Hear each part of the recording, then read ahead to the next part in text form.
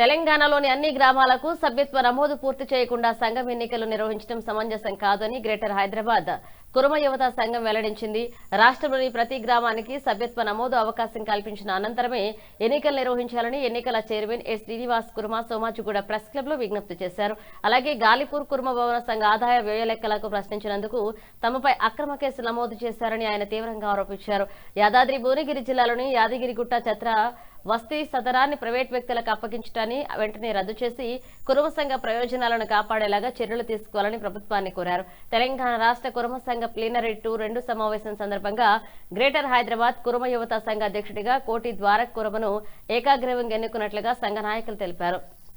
మన కానిస్టేబుల్ గాని ఎస్ఐ గాని అలాంటి ఇన్స్టిట్యూషన్స్ అన్ని మన ముషీరాబాద్ లో అశోక్ నగర్ లో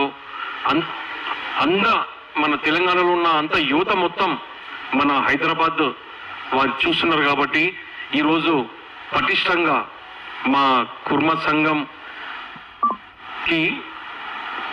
ఎంత ముఖ్యమో యువత దాన్ని దృష్టిలో పెట్టుకొని ఈరోజు వేయడం కారణమైంది. ఇంకోటి మా గోషామైల్ నుండి కుర్మ అధ్యక్షుడిని ఎన్నుకుంటున్నందుకు చాలా గర్విస్తున్నాము. అలాగే మా కుర్మ సంఘానికి మా గోషామైల్కి చాలా అవినవ సంబంధం ఉంది. కాబట్టి మా కుర్మ సంఘాన్ని బలోపేతం చేయడానికి ఈరోజు యువత ఎంత ముఖ్యమో దాన్ని దృష్టిలో పెట్టుకొని మేము వేయడం జరుగుతుంది. తెలంగాణ జిల్లాల మొత్తం కూడా మేము కమిటీలు గత 15 నుంచి 20 సంవత్సరాలుగా ఆ స్కూల్ అక్కడ రన్ అవుతుంది. అయితే ఆ స్కూల్కి వచ్చే ఆదాయం ఎంత, స్కూల్ నుంచి సంఘానికి వచ్చే ఆదాయం ఎంత, అలాగే ఆ పక్క అదే బిల్డింగ్ లో మల్గిలు ఉన్నాయి షటర్లు, దానికి వచ్చే ఆదాయం ఎంత అని అడిగినందుకు మీరు కుర్మోను ఆరాబై నువ్వు అని చెప్పి మమ్మల్ని గ్రేటర్ హైదరాబాద్ కుర్మ సంఘం అధ్యక్షుడు యువత అధ్యక్షుడిని ఇవాళ ఎన్నుకోవడం జరిగింది. అలాగే వాళ్ళ కమిటీకి సంబంధించిన సభ్యులను కూడా ఎన్నుకోవడం జరిగింది. కారణం ఏంటంటే తెలంగాణ యువత మొత్తము మన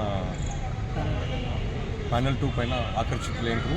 తెలంగాణ యువత నిరుద్యోగులు కానీ చదువుకునే వాళ్ళు కానీ అందరూ మన హైదరాబాద్ కనెక్ట్ అవుతున్నారు. కాబట్టి ఈ జంట నగరాల యువత టీం చాలా స్ట్రాంగ్ ఉంటే బాగుంటుందనే ఉద్దేశంగా మా కుర్మ సంఘం హెడ్ ఆఫీస్ కూడా ఇక్కడ బేగం బజార్లో ఉంది. దొడ్డి కొమరయ్య భవనం కూడా మా దగ్గరనే ఉన్నాయి. ఆత్మగౌరవ భవనం మా దగ్గరనే మన గ్రేటర్ హైదరాబాద్లోనే ఉంది. స్టూడెంట్స్ అన్ని ఇన్స్టిట్యూట్స్ అన్నీ మన హైదరాబాద్లో ఉంది. కాబట్టి మా యువత కూడా మంచి ఎడ్యుకేటెడ్ యువతని వేయడం జరిగింది.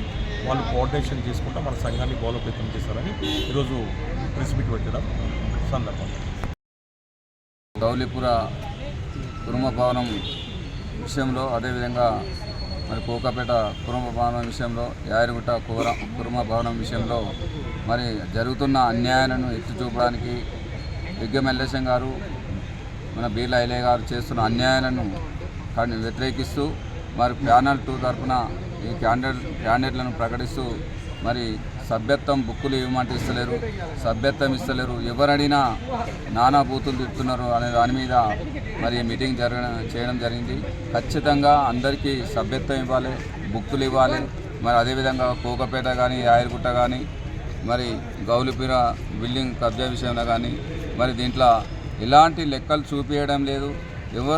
ఎవరన్నా పోయి ప్రశ్న అడిగితే వాళ్ళను పోలీస్ స్టేషన్లో వేయడం జరుగుతున్నది. బెదిరింపులకు గురి చేస్తున్నారు.